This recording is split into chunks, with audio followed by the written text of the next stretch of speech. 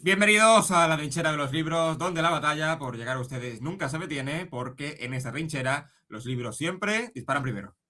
Y en esta trinchera yo sí que marco el lugar. La defensa de la libertad empieza por respetar. Y en la trinchera eso es revolución cultural. Pues ya que estamos en el Ecuador de este mes de febrero, pues hemos querido grabar un episodio para recomendar 5 obras que no te puedes perder.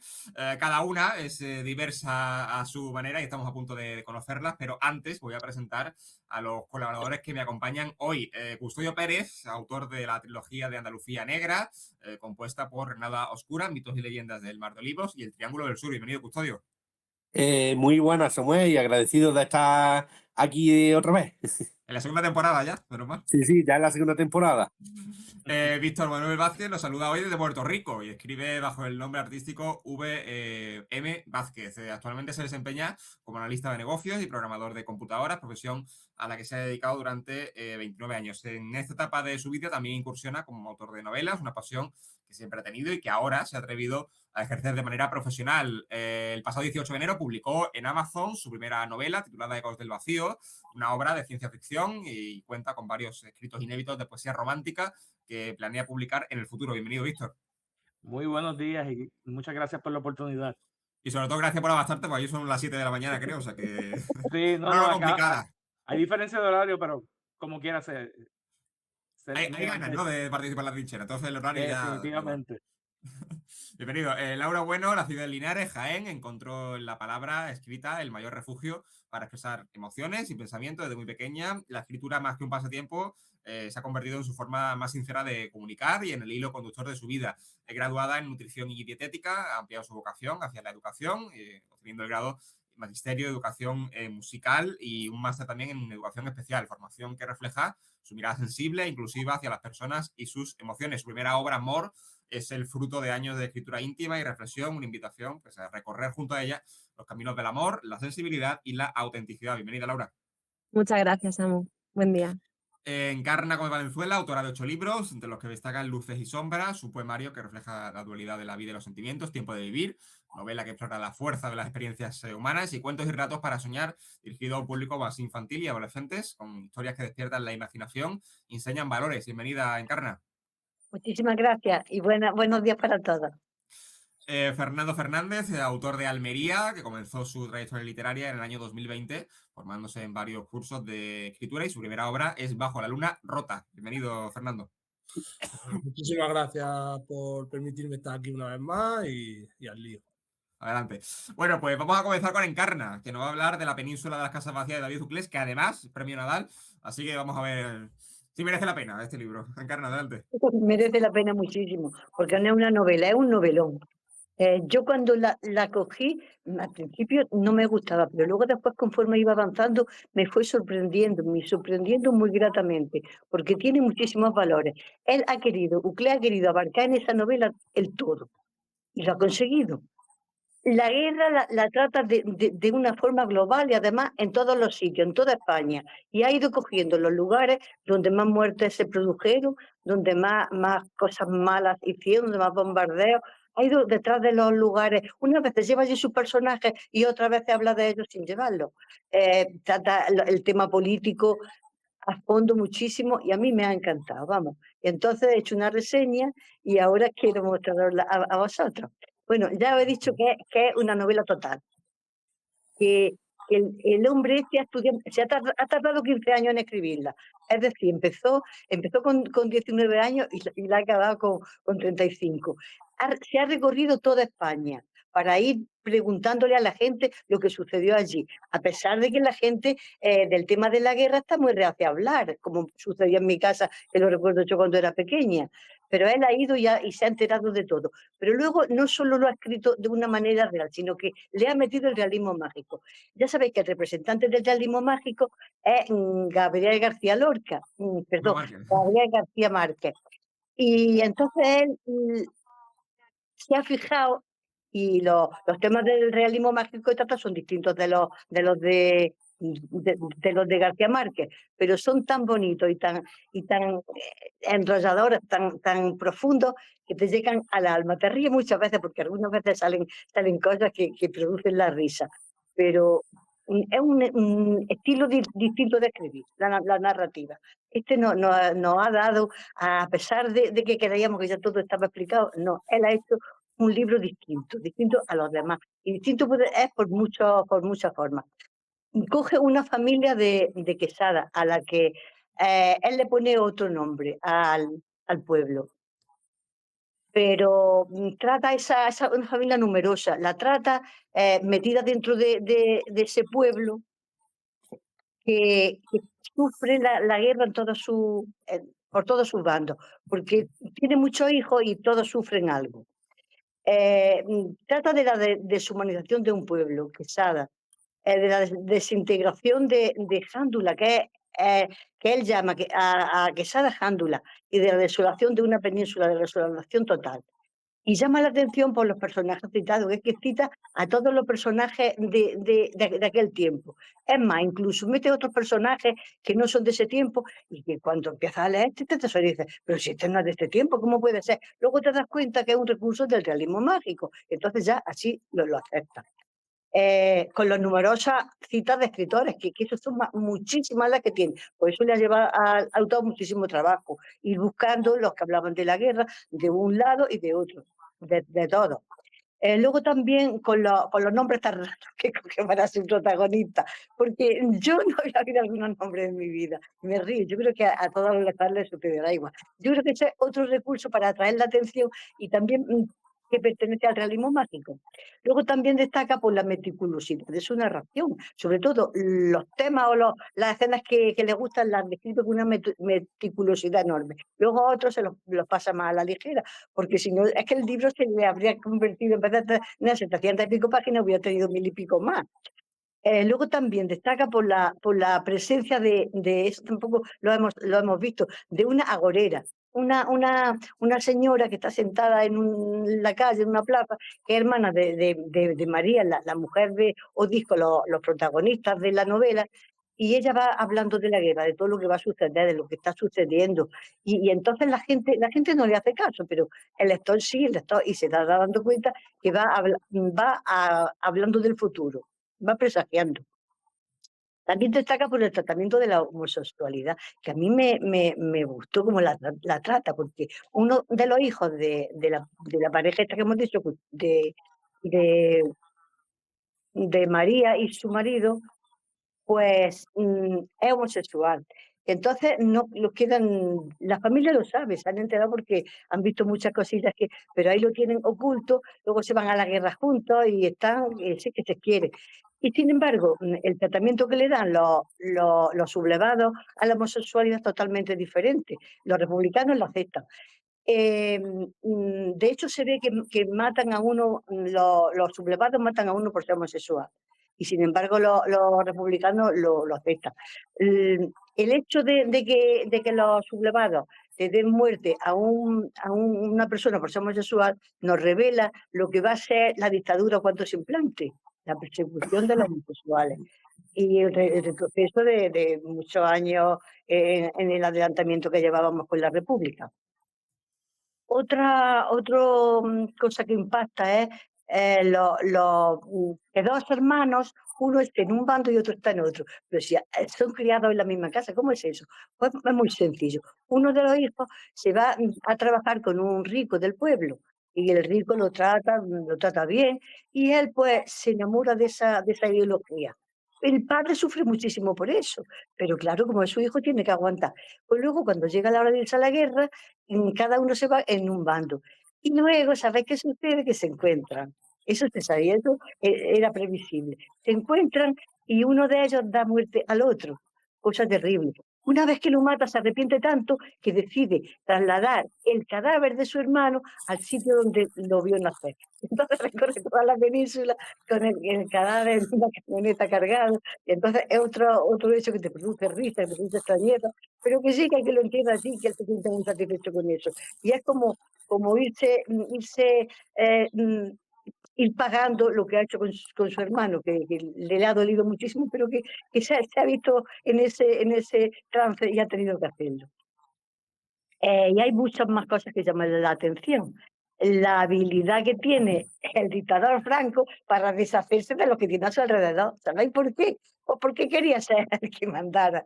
Y lo consiguió, claro que lo consiguió, con esa habilidad tan grande. Por eso se narra ahí.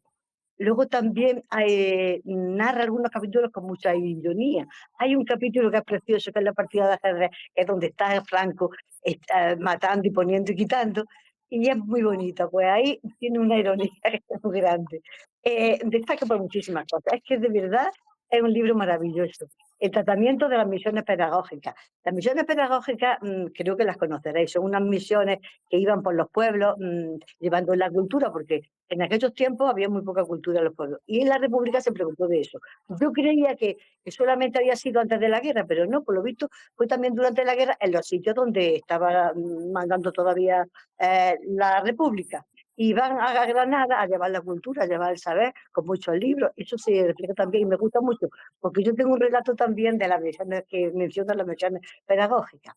Luego, la amplitud de la temática. Es que lo trata todo, en esta novela es que lo trata todo. La mentalidad de la gente que está luchando, lo que está pasando, la de esta ciudad, lo de la otra, la batalla del Ebro, es que lo trata todo. Y entonces es una novela que por eso te gusta. Yo creo que la voy a volver a leer otra vez cuando tenga Vale, tiempo. Encarna, vamos a ir pasando ya a la ronda de preguntas, ¿vale? Para que no se alargue demasiado, ¿te parece? Y ahora termina ya, si quieres, de comentar lo que quieras. Yo te quería lanzar una pregunta, Sí. porque, como comentas, ¿no? Ese toque de realismo mágico que tiene la novela, si crees que ese realismo mágico resta verosimilitud a un tema tan histórico y tan político como es la guerra civil, o lo que hace es enriquecer más la obra. En principio pensé yo que sí, pero luego después, conforme fui avanzando la lectura, me di cuenta que no. Que es lo que intenta es mostrarnos lo dramático de una forma más suave. Y entonces por eso usa el realismo mágico. Y te ríes con algunas cosas que usa que te da risa. Y entonces yo creo que así le quita dramatismo. Cuando están en la guerra, empieza a describirte el terreno, empieza a describirte el cielo. Y entonces es quitarle dramatismo a la situación, lo que él hace. ¿De acuerdo? Vamos a empezar por Víctor, por la ronda de preguntas. Muy buenos días. Hola. Mira, hablas obviamente que la obra toca el tema de la Guerra Civil Española en la forma y que tiene ciertos momentos cómicos dentro de la obra. Es una obra que es muy oscura, cómo consolida eso con algunos momentos de humor dentro de la obra. No, oscura no es la obra. Ok. Yo te digo, yo cuando la cogí estaba desorientada totalmente. Yo decía, tantas locuras que pone este hombre, tantas cosas. Pero luego después al final me ha gustado muchísimo.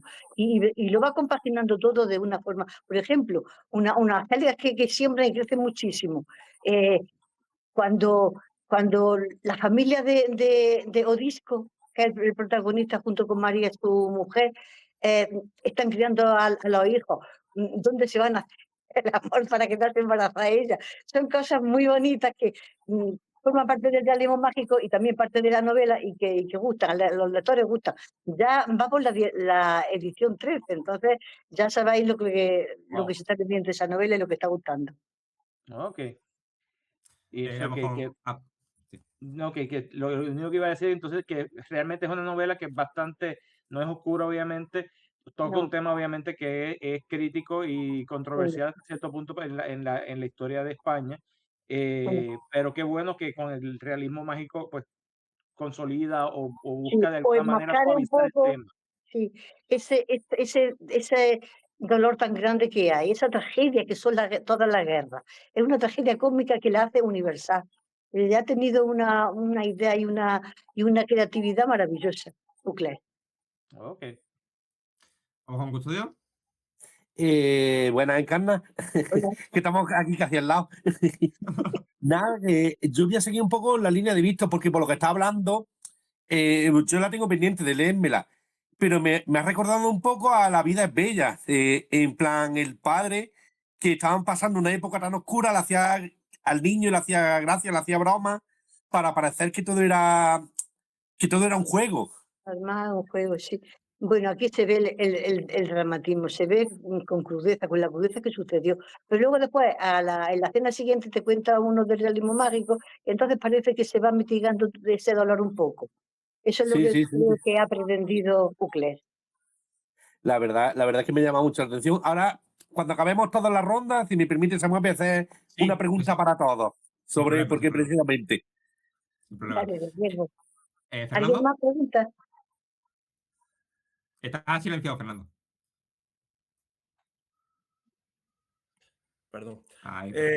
Vale, es verdad que creo que de la guerra civil y demás hay bueno, pues, muchísimos libros, Muchísimo. muchísimos relatos. ¿Qué dirías que es lo que más diferencia este libro precisamente de todos los demás? Porque son temas que ha hablado, ¿no? Lo de la homosexualidad en aquella época, ¿no? La humanidad y tal.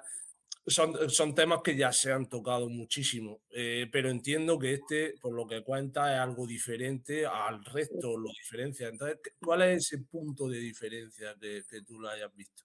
Bueno, es verdad que hay muchísimas novelas sobre la guerra civil, concretamente Tiempo de Vivir, que es una novela mía, versa sobre la guerra civil española en los 3 años.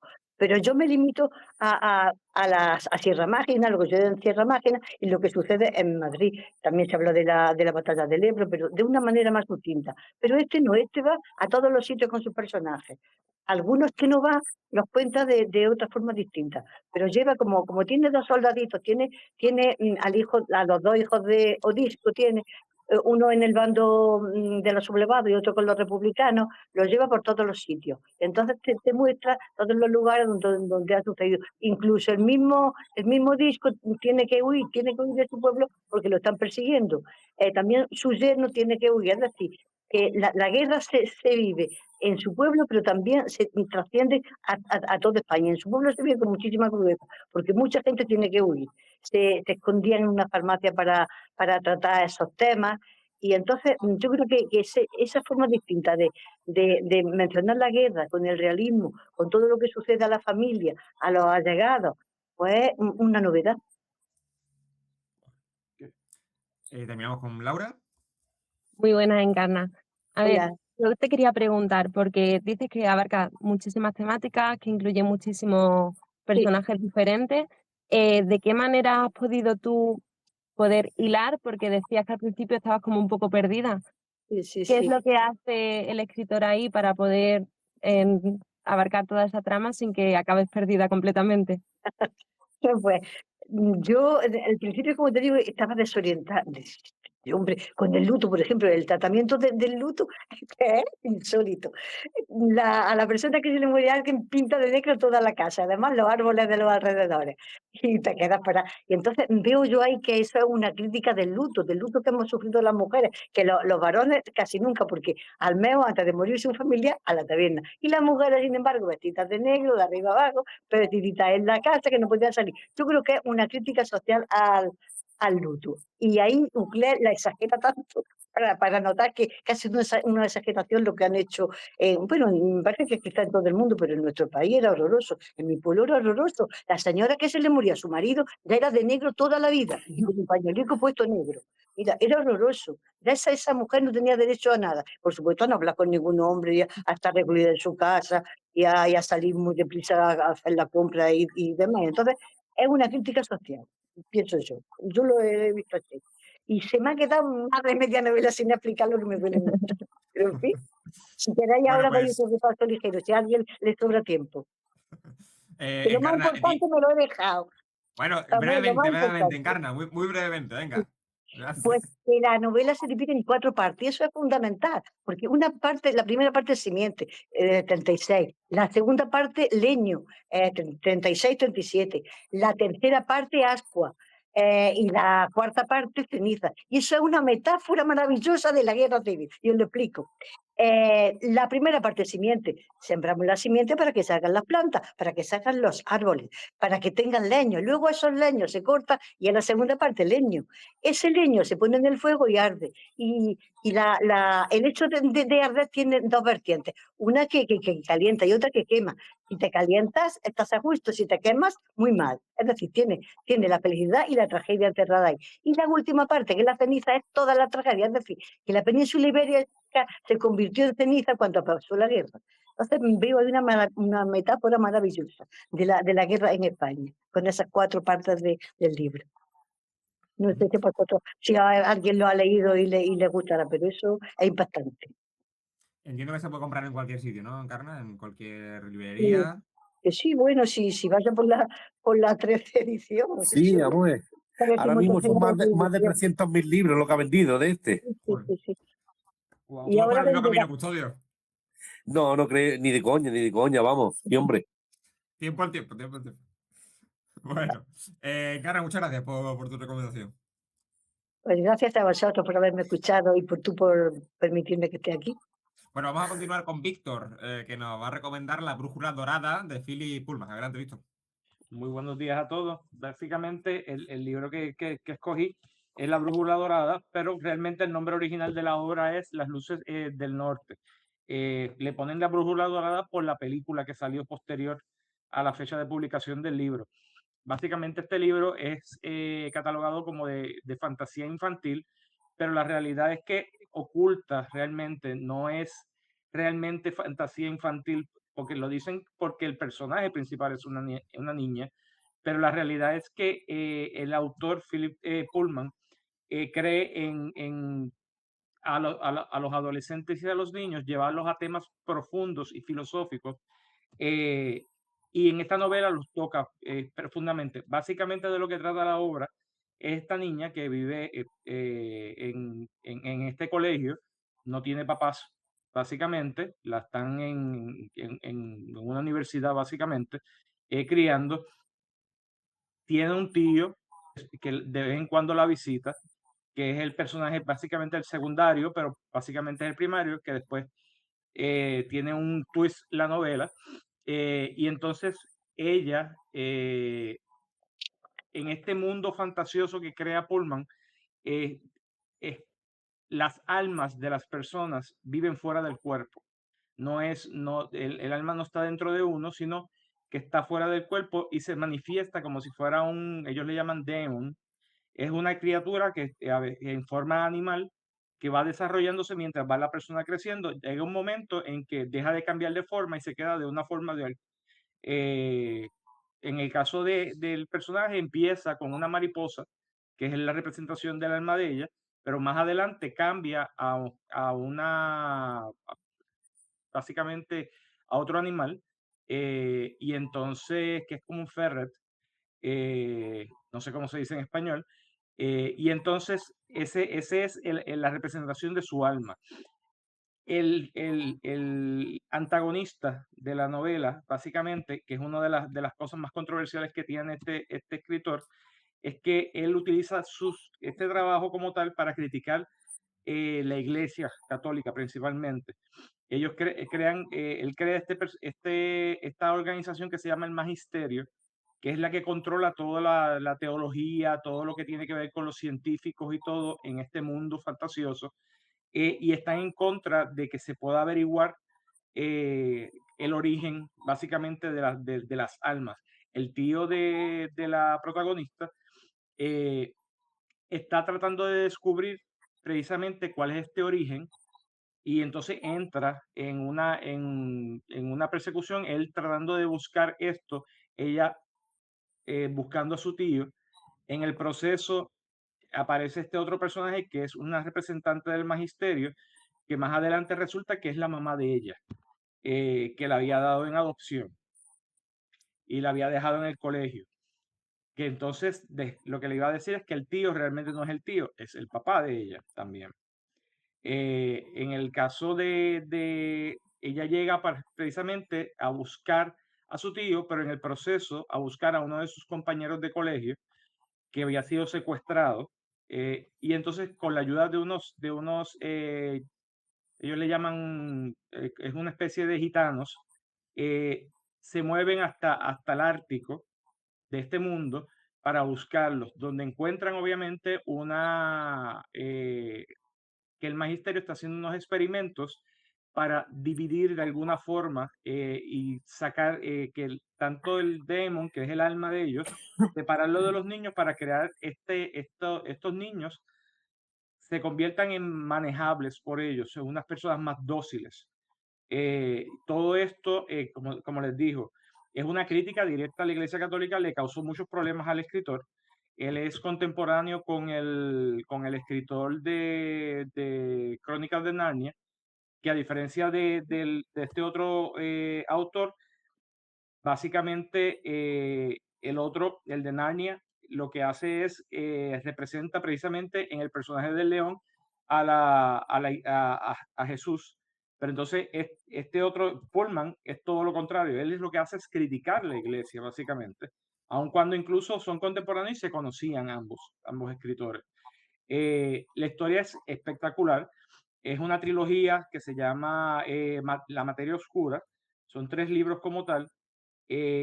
Con cada libro se vuelve más oscura la trama. Pero este libro es genial. Lamentablemente, pues a nivel de cine no tuvo fue muy controversial básicamente. Y entonces no se tiraron los restantes de los libros en película, pero yo lo recomiendo, muy bueno. Es un libro que es una lectura muy sencilla, toca temas bien filosóficos, que como le digo, escondidos dentro de la fantasía infantil, hay temas bien profundos realmente de crítica. Y es un libro que es relativamente, no es demasiado grande, tendrá unas 500 y pico, 600 páginas, que no es, qué sé yo, como otros libros que a veces uno compra que son de 800, 900 páginas. O sea, se puede leer en 2 o 3 fines de semana. Vale, pues vamos a pasar ya a la ronda de preguntas. Empezamos por Custodia. Venga. Buenas, Víctor. Me ha llamado mucho la atención porque en verdad ya había escuchado lo de la película, que tenía entendido que era una película infantil, La Brújula Dorada. No sé, ahora me corrige. Es que no he visto ni la película ni el libro, pero me ha llamado la atención un montón el libro y no creo que la película tenga nada que ver con lo que has explicado. No, la película, te explico, la película la suavizaron, porque obviamente el libro como tal es bastante controversial en la crítica que tiene del magisterio, que básicamente, como te digo, es una representación de la Iglesia Católica, y ellos lo suavizaron un poco, y básicamente la película no le hace honor al libro. El libro es mucho más completo, mucho más profundo, y toca temas incluso más fuertes que incluso la película. Lo que pasa es que el autor lo cataloga como que es fantasía infantil o fantasía para adolescentes, pero la realidad es que toca temas. Él utiliza personajes de adolescentes o personajes de niños en la obra, pero el tema, técnicamente, aunque el personaje principal es esta niña, realmente todo lo que ocurre alrededor de ella es lo que está, básicamente es como si fuera un pseudo personaje principal, que son los adultos bregando con estos temas bien filosóficos. Vale. La verdad que me ha llamado mucho la atención.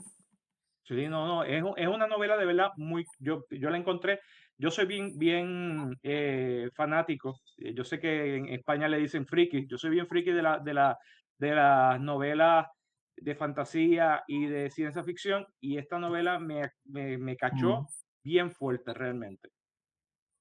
Vale. ¿Encarna? Sí, vamos a ver. Sí, me parece que la pregunta que te voy a hacer la explica un poco. Y es, si es de fantasía infantil, ¿cómo puede meter temas profundos y temas filosóficos? Como te digo, lo hace a través de los personajes alrededor de la niña. La niña, básicamente, la historia es la niña tratando de ir a rescatar a su amigo, que es otro niño, básicamente, en que se lo llevaron para el Ártico, el magisterio. Pero son todos los personajes que están alrededor de ella, lo que es la representante del magisterio, que después resulta que es la mamá de ella, su tío, que realmente es el papá de ella, y los gitanos, que son los que utiliza ella para llevarlos, pues crean este ambiente de temas de adultos. Se tocan, por ejemplo, en el camino hacia el Ártico, se topan con brujas, que es todo este mundo bien fantasioso. Sí, Y la como te fantasía. digo, la historia está disfrazada como si fuera fantasía infantil, pero toca temas bien profundos filosóficos.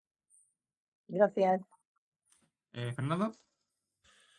Bueno, pues yo, viendo que aparte me ha llamado también muchísimo la atención, la verdad es que lo conocía eso también como a lo mejor como una historieta de fantasía infantil, pero no sabía que tenía tanto trasfondo. Y a pesar de ser contemporánea, o sea, no ser demasiado antiguo, tuvo problemas realmente con la iglesia a la hora de cuando se publicó y demás, porque al final muchos que hemos visto de este tipo, aunque vengan disfrazados con otros mundos, con otros nombres, la iglesia muchas veces se ha metido por medio. Esta fue uno de los casos. Sí, en este caso, el autor, esta obra, él la saca en el 1995, o sea, no es una novela muy vieja realmente, es un libro bastante reciente, eh, pero en el momento en que lo saca, crea una controversia porque obviamente el ataque es directo a la Iglesia Católica y tú te das cuenta por los personajes, toda la estructura clerical de la Iglesia, él lo toca aquí llamándole magisterio y los pone como los bien malos de la película, básicamente. Y entonces la iglesia creó una controversia, por lo menos a nivel de Estados Unidos y en algunos lugares en el mundo, y en Puerto Rico también ocurrió. En las iglesias se decía, mira, no vayan a ver la película. Y la película está suave. Sí, no, llegaron al ridículo realmente. A mí cuando me dicen no hagas algo es cuando yo voy básicamente y lo hago. Claro. Y fui al cine obviamente a verla, pues yo vi primero la película y salí de la película a una librería para comprar el libro. Yo dije, estoy seguro de que esto lo suavizaron de alguna manera, me tengo que comprar el libro. Y el libro es mucho más profundo. Me compré toda la trilogía básicamente. Ya habían salido cuando sacaron la película. La película la sacaron después del año 2000, o sea, él había tirado ya todos los libros y con cada libro él se vuelve mucho más oscuro y la crítica mucho más directa hacia la iglesia. Por eso es que él crea controversia al momento de salir la película. Pero, y como te digo, él es contemporáneo con Lewis, que es el que escribe Crónicas de Narnia, pero la forma en que ambos tocan el tema de fantasía, ambos son escritores del mismo género, la realidad es que el de Crónicas de Narnia, las Crónicas de Narnia básicamente tocan el tema de la religiosidad representado a través del león de Aslan, que es supuestamente Jesús. En el caso de Pullman, él dice, no, yo voy a meter, yo no quiero pensar en menos que los niños o los adolescentes no pueden tocar temas más profundos y mete entonces todos estos temas bien filosóficos y controversiales dentro de su novela. Y de verdad que la forma en que lo hace, tú no te das cuenta, la lectura está hecha precisamente para adolescentes, no está hecha para adultos, pero toca los temas de una forma que se ve fluyendo supernatural. ¿Laura? Bien, Víctor. A ver, yo en relación a esos temas que invitan a la reflexión o temas filosóficos, de cara a un adolescente, por ejemplo, que coja la brújula dorada, ¿qué tema crees que puede ser más impactante o que le pueda llevar a ese punto de reflexión?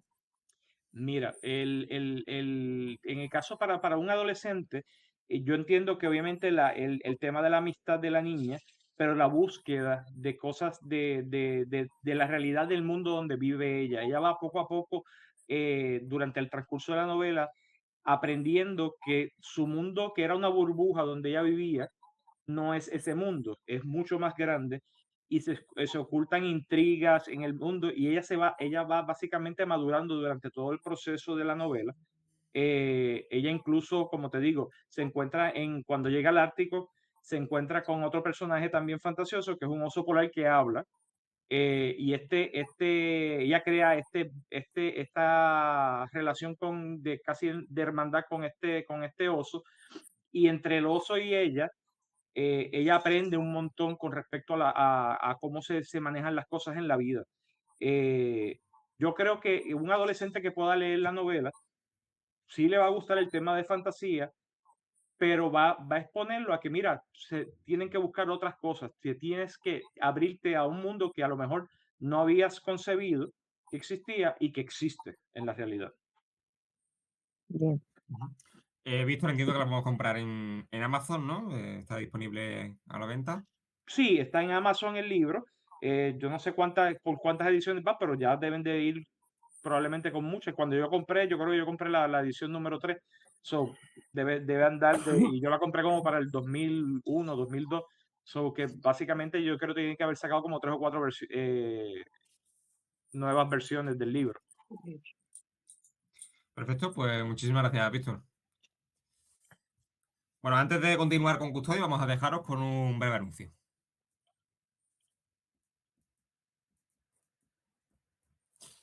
Bueno, pues Custodio, deleítanos con La bestia de Pues Elizabeth Sy. bueno, estoy con La bestia de Elizabeth Sy, que la tenemos por aquí, que voy a contar un poco quién es Elizabeth Sy para que no la conozcáis, porque bueno, Samuel la conoce. Sí, sí, Los sí. demás no sé si sabéis quién es.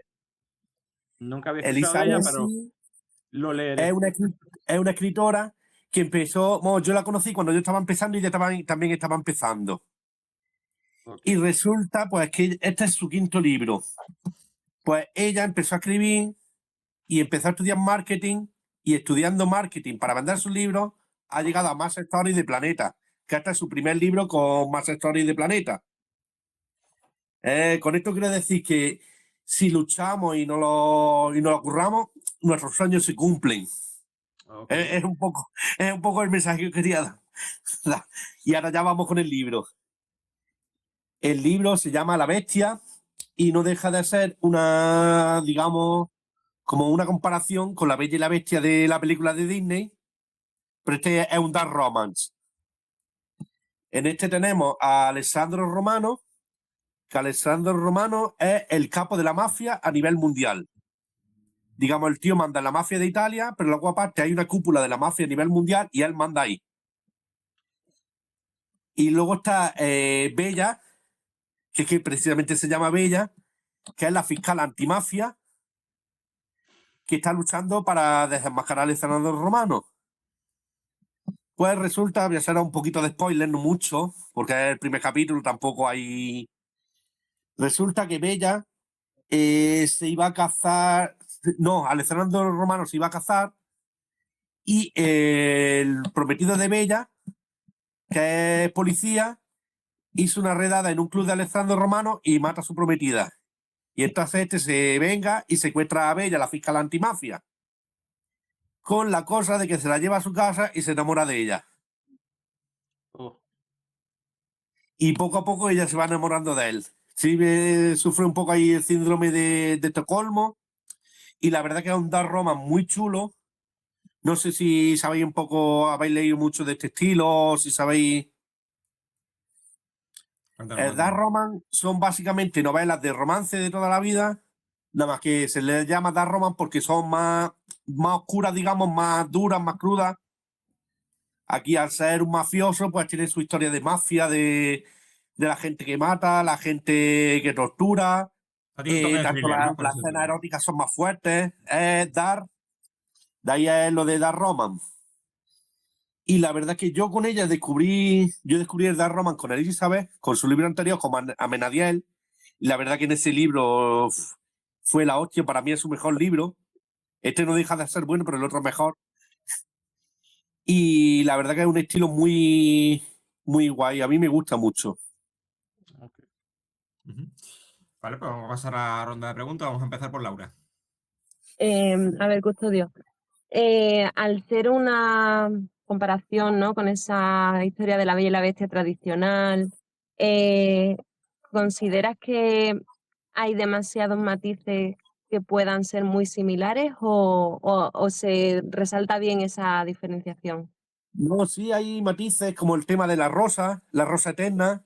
¿Vale? Está el matiz de que ella se llama Bella. Está el matiz de que él, al ser el jefe de la mafia, él no deja de ser la bestia. Tiene digamos, muchas similitudes. Vale, Ujú. qué bueno. Fernando. Pues yo, aparte de que me parece súper interesante, ¿no?, adaptar una historia que todos conocemos de esa manera tan original, creo. Te quería preguntar más por el estilo, o sea, no por el estilo, sino por el dark romance en cuestión. Mm. Porque es verdad que, bueno, no es algo que no lo había escuchado nunca. ¿Y o sea, qué libro hay más del estilo o historia? ¿O hay algo más novedoso o algo más de antes?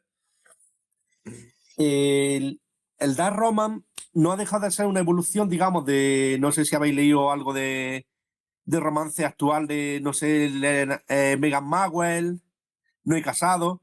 Son que las típicas, pues, que tú leías de películas románticas que ves, por así decirlo.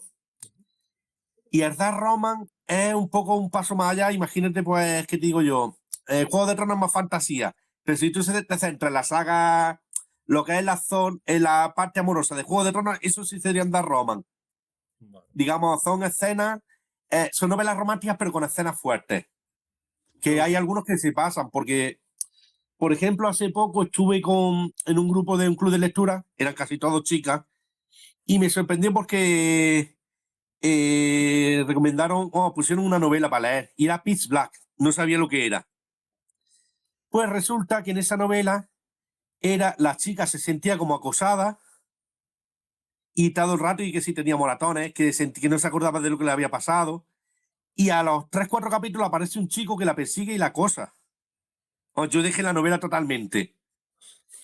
Y las chicas decían que la novela estaba chulísima, que cómo la había dejado, que no sé qué. Digo, ¿en serio? Hay cosas... el dark romance para mí tiene unos límites. Pero que ya se están sobrepasando en muchas novelas. Yo creo que eso daría para muchas charlas. Es un debate, ¿no? Sí. Sí. Bueno, pasa al final como en todos los géneros, quizás. Está lo bien estructurado y luego pues si intenta llamar un poco la atención, quizás intenta dar ese paso más allá, que bueno, ahí habrá gente que al final nos parezca demasiado. Sí, sí, sí. Vale. Pasamos a Víctor. Buenas, Custodio. Mira, te pregunto, tú comentaste ahorita que tocan, obviamente que es una novela romántica oscura, obviamente el jefe de la mafia mundial es la bestia, está bella, y hay toda esta relación, incluso aparece el símbolo de la rosa eterna.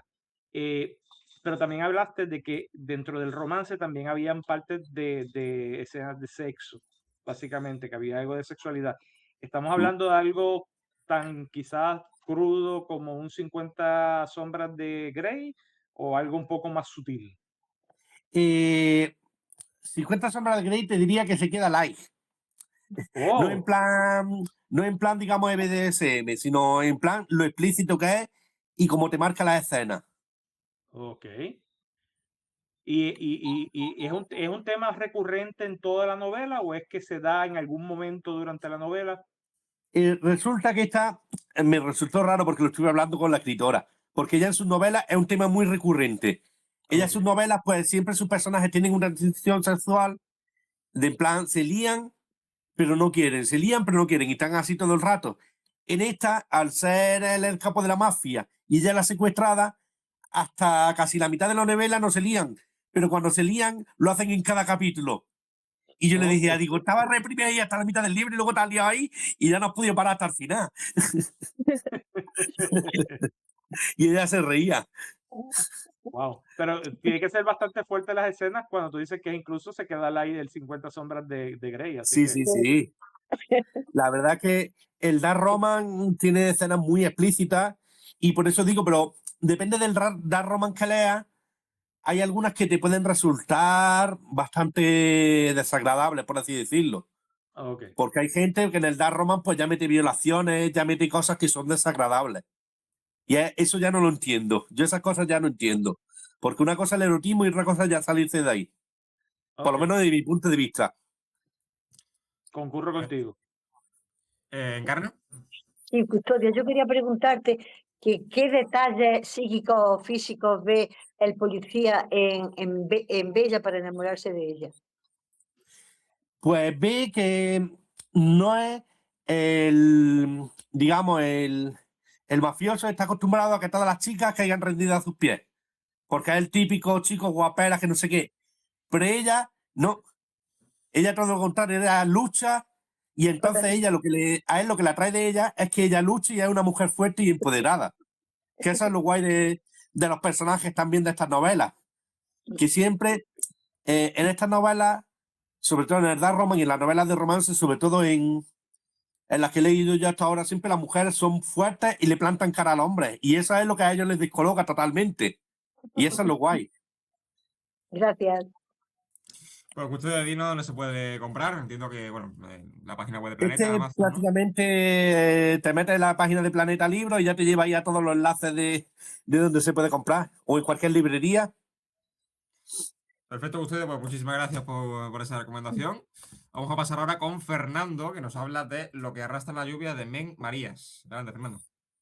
Bueno, pues yo quería traer este libro porque creo que es un libro que hay que leerse, porque es un libro incómodo, es un libro que te hace pensar, que te hace ver la vida de una manera, eh,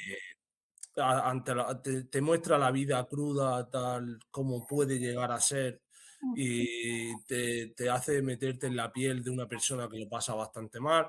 En este caso, la protagonista es Marina, es una mujer bueno, que por un accidente pierde a su marido y a su hija.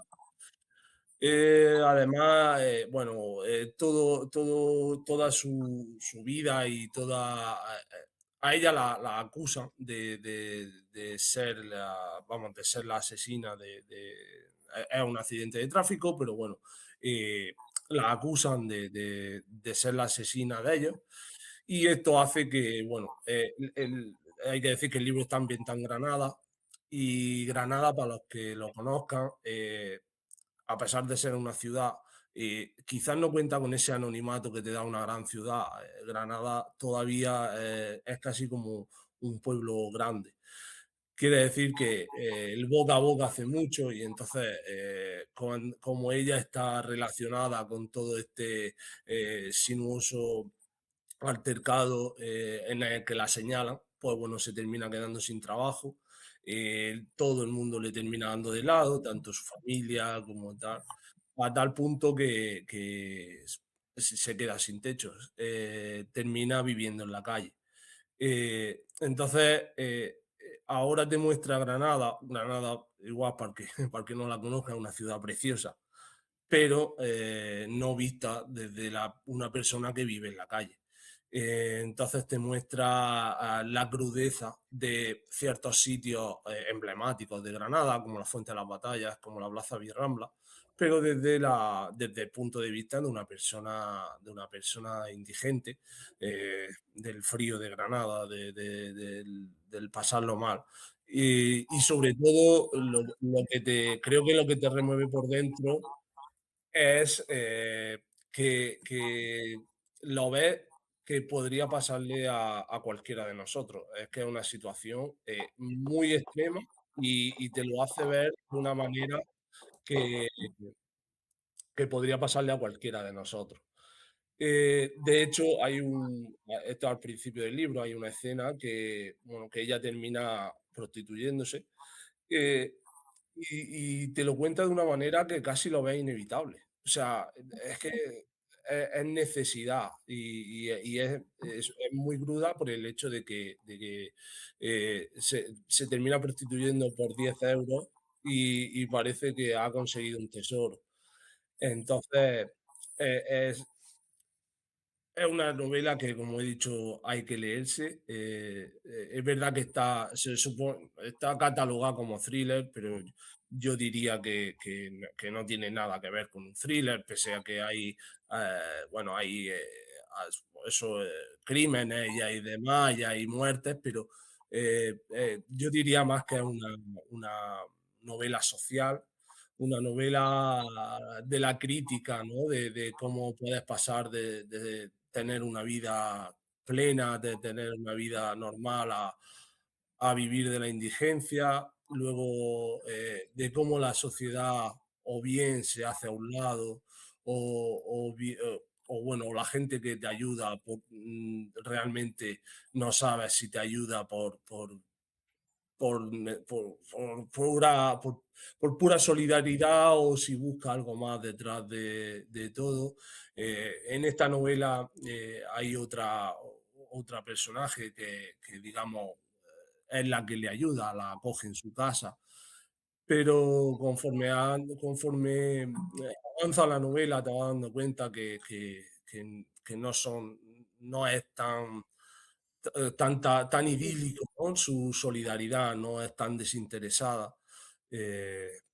Habla también sobre bueno, cómo incluso la locura te puede llegar a proteger en ciertos momentos, como el aislamiento de la psicología de una persona que necesita evadirse de alguna manera. Y como digo, todo esto encima de todo escrito de una manera para mí magistral. O sea, Men es una escritora brutal, te hace sentir, te hace vivir. Bueno, como curiosidad, Men para escribir la parte en la que ella está viviendo en la calle, se fue a la calle a vivir. Estuvo viviendo varios días en Granada en la calle como una indigente más. Y entonces sabe contarlo de una manera real de haberlo vivido y de haber estado ahí.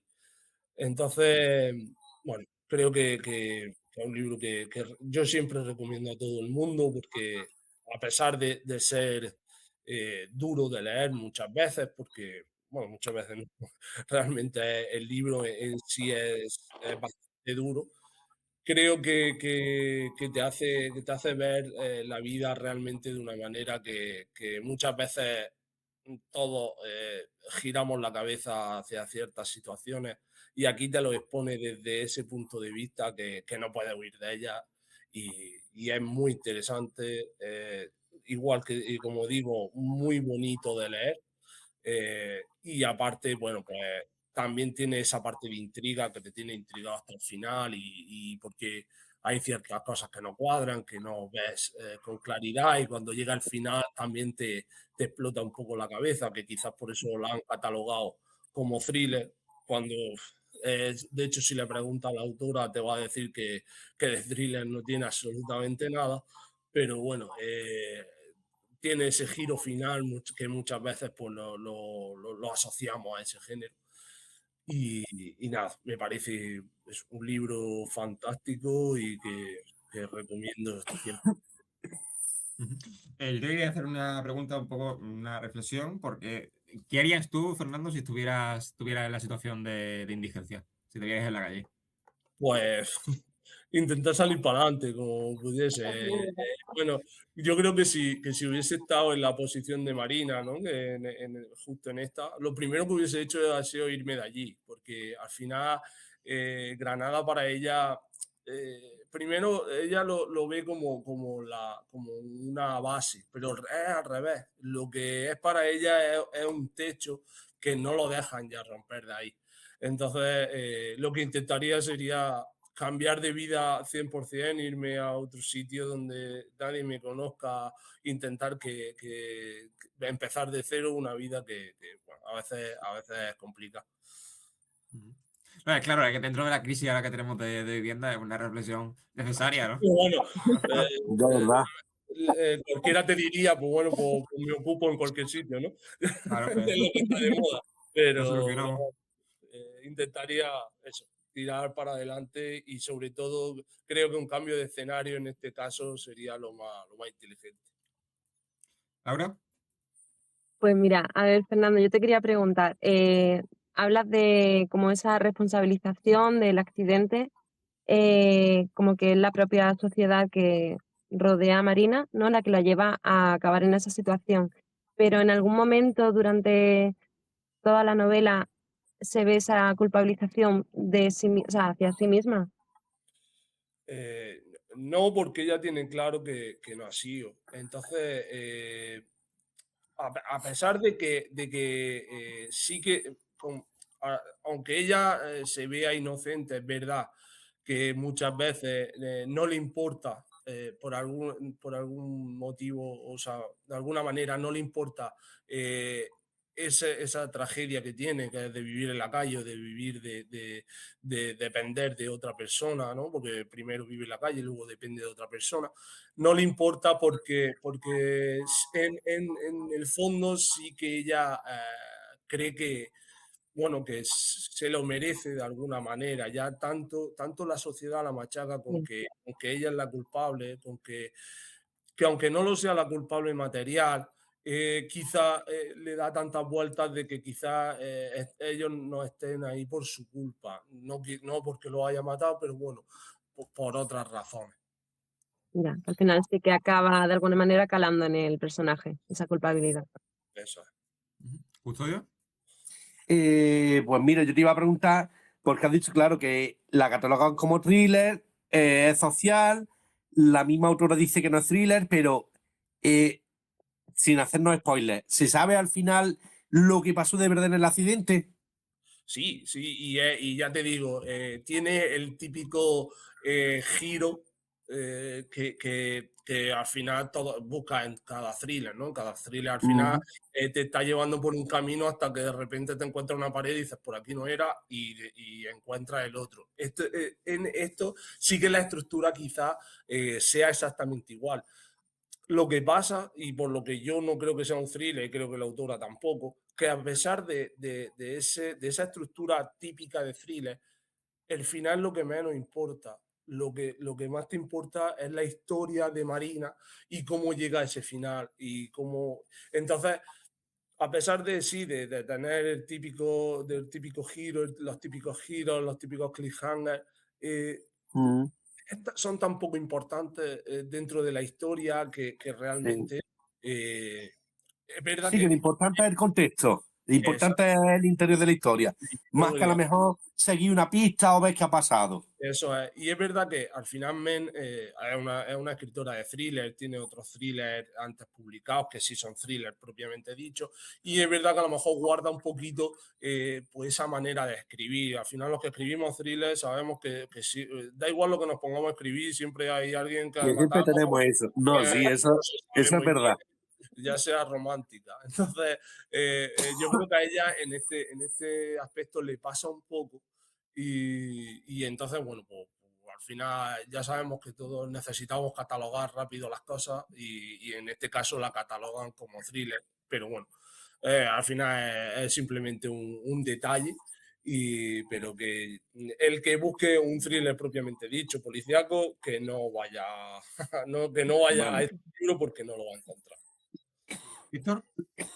Bueno, buenas, Fernando. Estás hablando obviamente Marina, que básicamente vive en la indigencia en la calle. Eso es un tema que es bien controversial en muchas sociedades. Se invisibiliza a la persona que no tiene hogar, básicamente. Pero en el caso del personaje principal, que es una mujer, para las mujeres que no tienen hogar es incluso más difícil. ¿Cómo la autora maneja el tema de ella como mujer sin techo, que Marina no tiene techo? Si se ve una clara diferencia que la puede estar pasando muchísimo peor que si fuera un varón que se quedara sin casa. Sí, de hecho, una de las escenas más duras, digamos, es el tema de la prostitución. Muchas veces, claro, en el varón eso no suele pasar,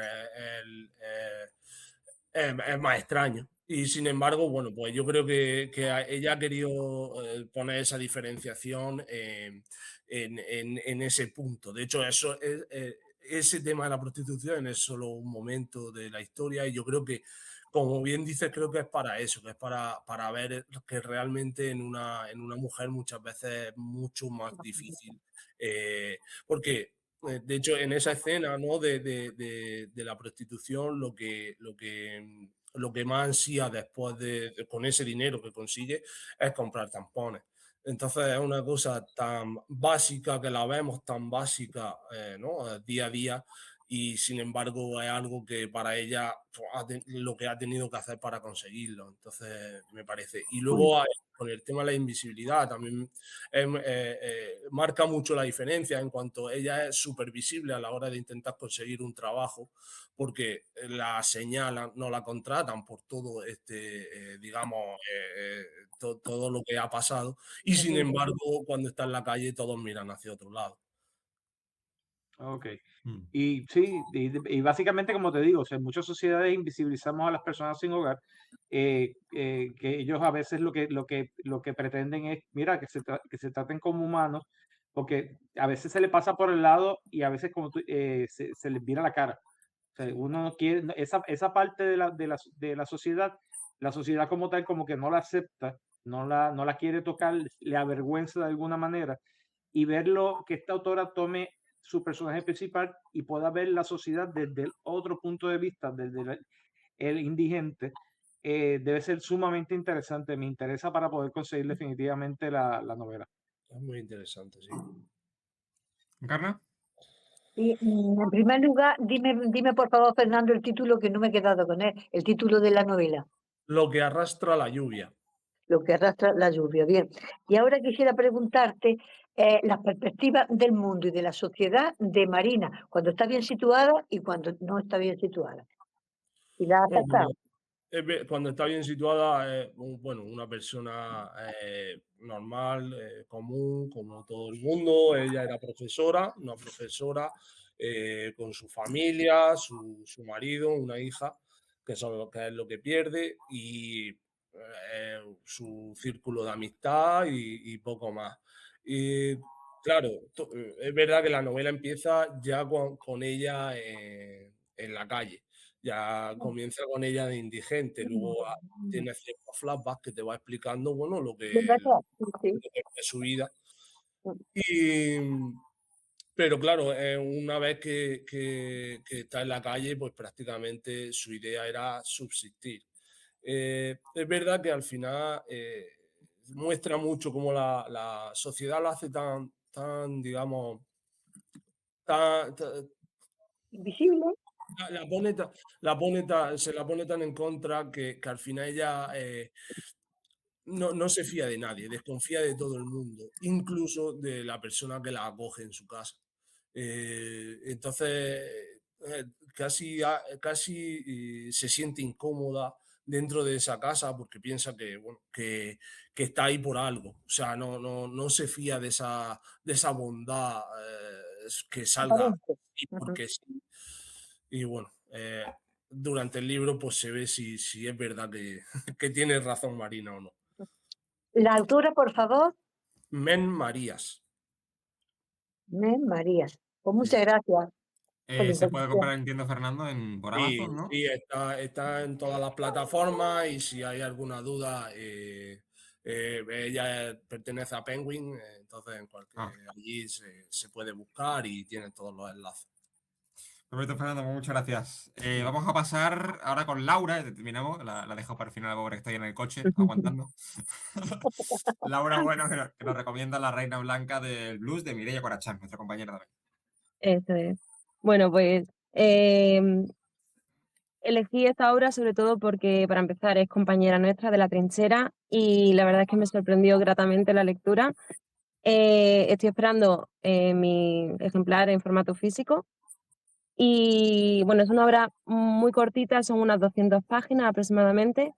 Y es cierto que me enganchó de tal forma que la leí desde el móvil. O sea, era en ratitos entre el trabajo, casa, alguna espera y me la zampé en 2 días desde el teléfono. O sea, que para mí la verdad es que fue súper bonita la experiencia de leerla y por eso la recomiendo hoy. Eh, bueno, es una historia que se basa, el personaje principal es Claire, es una chica blanca, estamos hablando de los años 30 en América y, bueno, no tiene padre, vive con su madre que tiene una finca grande donde tienen, pues, esclavos negros. La historia se desarrolla cuando Claire se hace amiga de Sally, que es una niña pues, de la que sirve, digamos, a su madre. Entonces es una niña negra y se tiene que empezar a ver a escondidas porque la madre pues no lo asume por la época. Entonces, bueno, al final se da una trama en la que ellas acaban escapándose juntas para ir a cumplir sus sueños. El que le dé como nombre de la obra La Reina Blanca del Blues es porque Claire desarrolló una pasión por el jazz y el blues gracias a lo que son los esclavos que había en su finca. Y, y bueno, acaba siendo a quien llaman la Reina Blanca del Blues, acaba consiguiendo, pues, llegar a esos sueños. Es una obra que empieza por el final y luego te va contando, hace esa anacronía, ¿no? De ir viendo cómo llega a ese punto. Ya ella de viejita va contando toda la historia. Es una historia con una sensibilidad que a mí en algunos momentos me hizo llorar, soltar alguna lagrimilla y me encantó. O sea que la recomiendo para todos, la podéis encontrar en Amazon y en cualquier librería y cualquier pregunta que me queráis hacer. Vale. Empezamos con Encarna. Pues me gustaría saber qué atrae a la niña, a Claire, para hacerse amiga de la negrita, de la que sirve a su madre. Pues básicamente la relación que Claire tiene con su madre. Su madre después de... No quiero dar muchos detalles porque hay una parte importante que sería hacer spoiler, pero la relación que tiene con su madre es una persona muy fría, que casi no le hace caso a Claire, entonces ella busca, al final ella no ve el color ni ve la situación real, siendo una niña de qué es lo que está ocurriendo de trasfondo, entonces ella ve a una niña más con quien puede jugar y poder pasar su tiempo. Bien, muchas gracias. Nada. Fernando. Bueno, hablas de que si no he entendido mal, una chica que al final, gracias a esa amistad con esta, llega a interpretar blues, ¿no? Entiendo. Exacto. Y entonces la música entiendo que sea un eje principal dentro de esa novela, ¿no? Sí, totalmente. Al final es el sueño que ella persigue y se va abriendo camino dentro del mundo, que al final ella, a pesar de ser blanca, es rechazada porque intenta meterse en ese mundo que al final pertenece a Es como darle otra la parte. vuelta a la tortilla dentro Sí, de que sí, lógicamente la discriminación siempre venía. exacto. Entonces, las dos sufren discriminación, pero por lo opuesto, entonces cómo se ayudan una a la otra para seguir para adelante. Víctor. Buenas, mira, me parece sumamente interesante. ¿Especifica la autora en qué lugar de América específicamente se da la obra, Laura? Sí que especifica la zona donde viven y hacia dónde se van. No sé decirlo exactamente ahora mismo porque no lo recuerdo y no lo tengo por aquí para bichearlo, Ok, pero sí que menciona las zonas concretas, porque ellas cuando marchan se van a la zona de Chicago, pero vienen de una zona más al sur y que todavía no, la esclavitud está más arraigada. ok, y obviamente hablas del personaje de Claire que hace esta amistad con esta niña que es de la servidumbre, básicamente la hija de la servidumbre de la mamá, que es una persona muy fría ella y quizás buscando algo más de cariño, algo más normal. Entonces entabla una amistad con esta niña negra. eh, eh, ¿Qué hace o qué provoca eh, eh, que decidan ambas escapar para entonces ir a cumplir sus sueños? Sin dar obviamente un spoiler, pero ¿qué les pasa por la mente en ese momento? Que estoy seguro de que algo en la niña negra tiene que haberle influido a Claire como tal.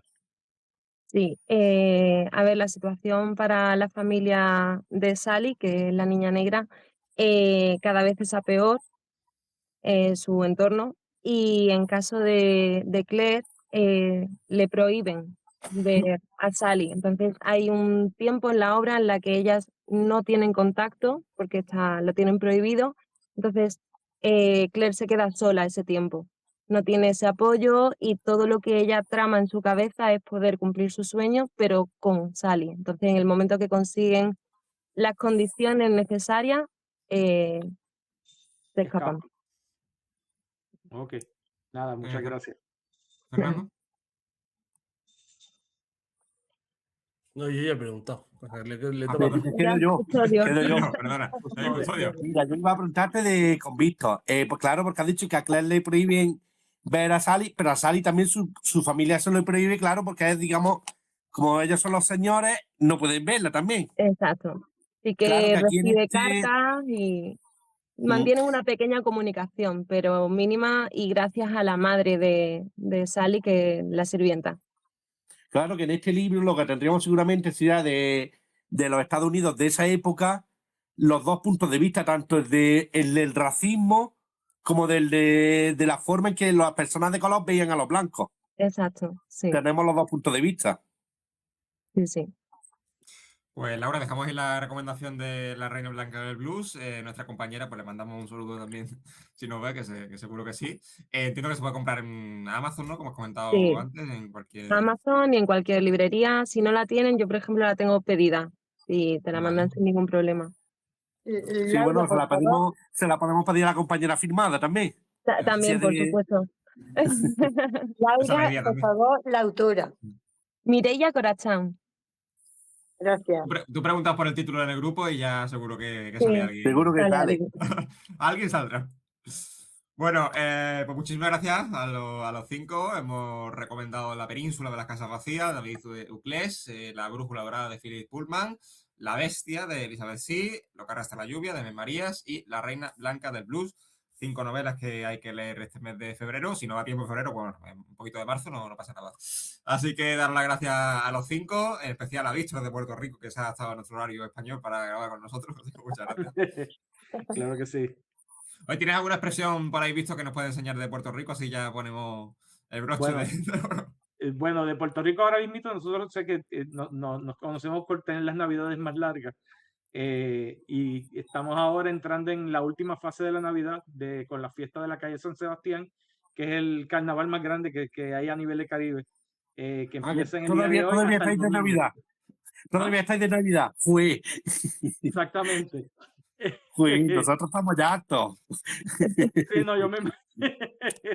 No, pero acá casi se quiere vivir todo. Nosotros empezamos a celebrar la Navidad yo creo que como desde septiembre. Así que Jue. son sumamente largas. Pero nada, aquí Puerto Rico sumamente interesante. Como te digo, está el carnaval de la calle San Sebastián. Y al que le gusten las playas, hay muchas playas bellas aquí en Puerto Rico. Yo por eso te iba a decir que podemos grabar alguna vez la trinchera de los libros desde Puerto Rico en directo. O sea, sería Bueno, claro. un sitio maravilloso, viéndose la playa de fondo, ¿no? Y Oh, alrededor la de verdad los que libros sí. o algo. Ya veríamos cómo. Y después te puedo enviar un par de recomendaciones de lugares a donde quedarte. Eso es. Muy bien, pues muchísimas gracias a los 5. Gracias. Muchas gracias. Muchas Chao. gracias. Gracias.